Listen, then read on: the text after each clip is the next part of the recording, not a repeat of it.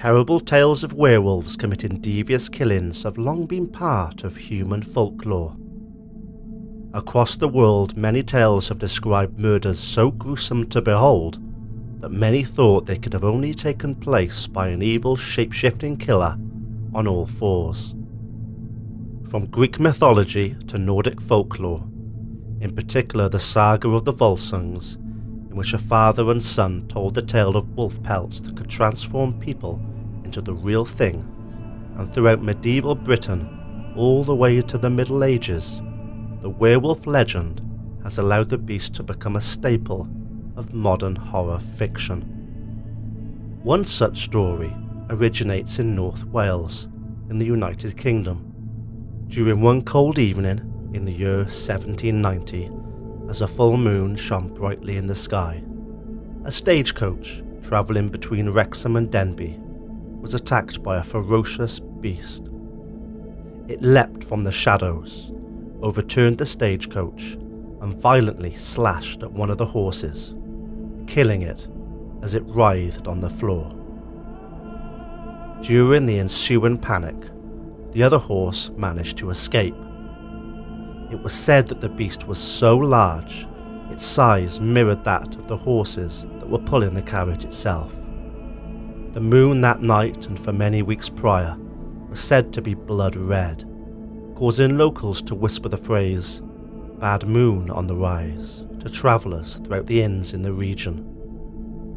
A scary thought indeed, especially when linked to the werewolf sighting. However, as always, I like to bring an element of sense when dealing with the paranormal, sorting fact from fiction. Reports from the area suggest a possible forest fire in the Hatchmere area, a small lake and nature reserve in Delamere Forest, southeast of Cheshire, that could well have thrown dust up into the stratosphere. And only this year, Delamere Forest caught fire, covering around 20 square metres of land, hinting of forest fire troubles within the region across the centuries. While these theories certainly hold up regarding the red sky of 1790, they don't explain what the travellers between Wrexham and Denbigh saw that night, and it certainly doesn't explain the next werewolf encounter.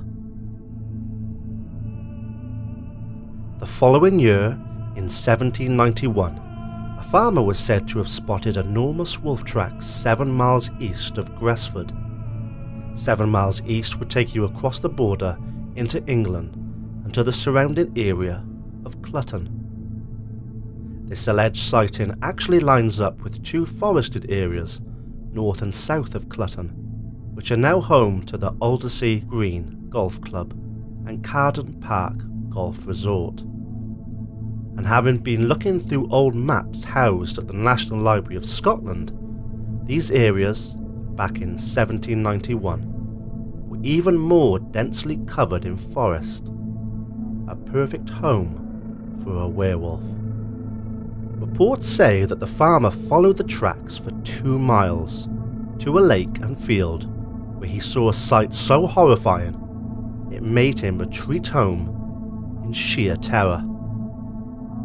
He allegedly saw piles and piles of sheep, cattle, and other local animals, including his very own dog, gutted and decaying, with blood oozing from the carcasses across the fields and into nearby lakes and streams. But the horror was not over. The farmer was found by the local community locked in his home, unharmed but petrified. He had barricaded himself in and hid under the kitchen table as the beast hammered at the door, almost knocking it off its hinges in an attempt to get inside.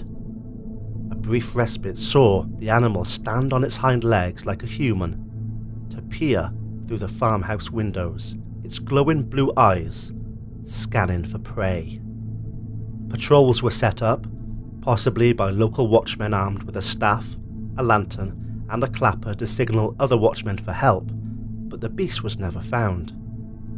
For those that don't know, watchmen were groups of men, typically pairs, who work night shifts to deter criminal activity and provide law enforcement, commonplace during Queen Anne's reign. Nothing was ever found, the shocking story remains. What do you think? There was a report of a similar creature in Bickerton Hills, Cheshire, 7 years later.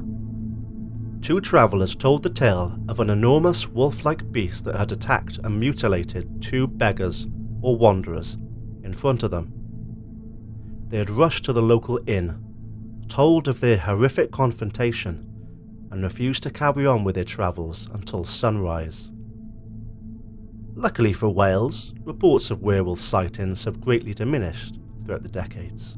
However, a series of strange cattle and sheep deaths in Pembrokeshire back in 2010, all reported by local farmers, has incited fear once more. In one incident, a female sheep was found ripped limb from limb, while another farmer described seeing a large black feline predator fleeing his yard with a lamb in its jaws. I couldn't believe it when I saw what had happened to one of my ewes. The beast had ripped off one of its shoulders, and there were huge claw marks all the way along its body. Experts have now pointed out to us it was a clean kill, and that its neck was broken first, which is not something a fox, dog, or any other predator would do. So perhaps Wales isn't safe after all. So that's the case of the 1790 North Wales werewolf encounter and reported sightings in the surrounding areas over a 10-year period. As always, sleep tight. I hope you don't have nightmares.